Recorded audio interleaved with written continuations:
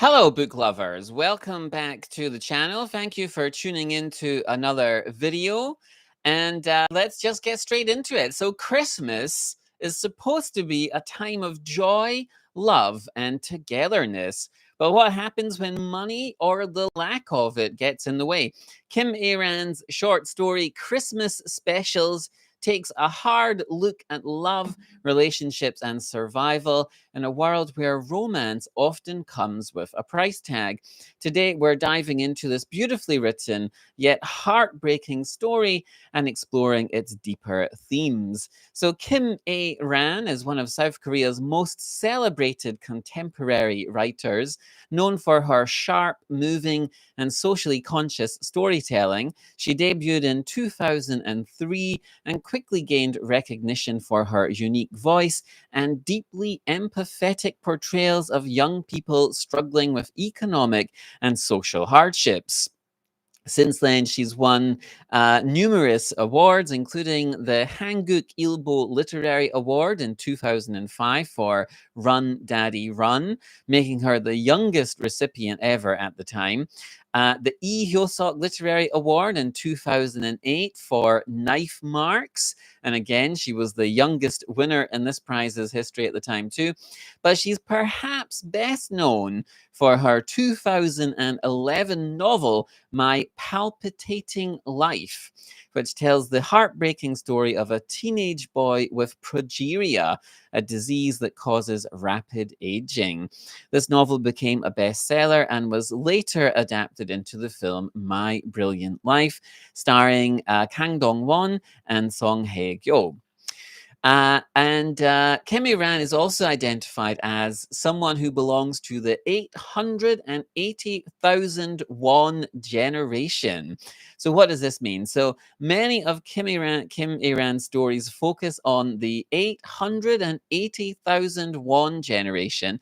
So, this was a term used in South Korea in the early 2000s to describe young workers struggling to survive on low wages and temporary contracts. Kim writes about people living in half basement apartments or rooftop rooms, families with absent or struggling fathers, young couples scraping by, trying to maintain their dignity in an unforgiving world. And her work captures the loneliness and financial struggles of urban life, often showing how economic hardship shapes everything from daily routines to personal relationships. So, what about Christmas specials? What is she? What is Kim writing about specifically in today's story? So, on the surface, Christmas specials might sound like a warm holiday tale, but much like Charles Dickens' A Christmas Carol, it uses Christmas as a backdrop to expose harsh economic realities. So the story follows a brother and sister forced to share a tiny room because they can't afford separate living spaces. Through their experiences, Kim paints a picture of a love strained by financial hardship. It begins with the brother walking home alone on Christmas Eve, carrying nothing but a packet of ramen, a very powerful image that sets the tone for the story. He reflects on a failed relationship that ended because of money. We then shift to his sister's romantic life, where we see how economic pressure turns love into a struggle. She and her boyfriend have spent 3 Christmases apart due to financial difficulties, but this year they're determined to make it special. And it's here we encounter this fantasy of the perfect Christmas date. So, trying to meet social expectations, they plan the perfect Christmas Eve. This involves a fancy dinner at an upscale restaurant, but they feel out of place and would rather be eating Korean food. And then they go to a bar with overpriced cocktails, but this feels forced and artificial. And in trying to create the ideal Christmas date, they find themselves trapped in an illusion created by their consumerist and capitalist society and social pressure. So instead of enjoying each other's company, they feel uncomfortable, disconnected, and unfulfilled. So Kim is critiquing how these, as she sees it, these sort of capitalist ideals turn love into a consumer experience, a consumerist experience where romance is measured by money rather than emotions. So, what are the physical and emotional limits of love that Kim is trying to outline in this story? So, beyond the financial struggle, the story also explores the lack of physical and emotional space in modern relationships. So, one section follows a young couple desperately searching for a hotel or motel room just so they can spend some time together. They spend all of Christmas Eve looking only to find nowhere available. And this rather symbolic search for space reflects their struggle to carve out a moment of privacy and intimacy in a crowded and expensive world.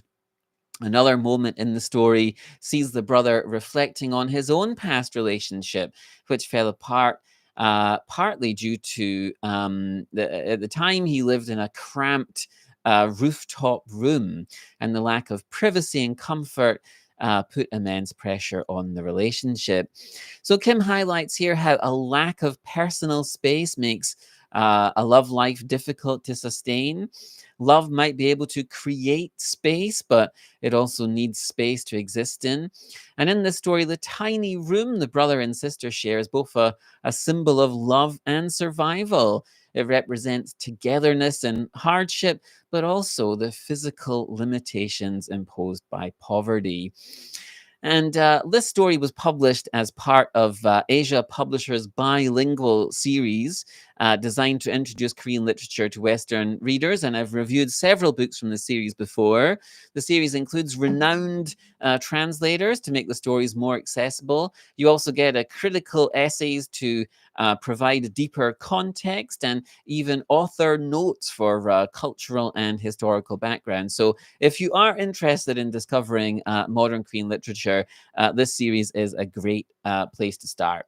So, what do you think? Have you read Christmas specials or any of Kim Aran's other stories? Do you think money plays too big of a role in modern relationships? So, please leave a comment if you've anything to say or ask. And if you've enjoyed this video, don't forget to like it to support the channel, subscribe for more deep dives into Korean literature, and hit the notification bell so you'll never miss a new upload. And as always, thanks for watching, and I'll see you in the next video.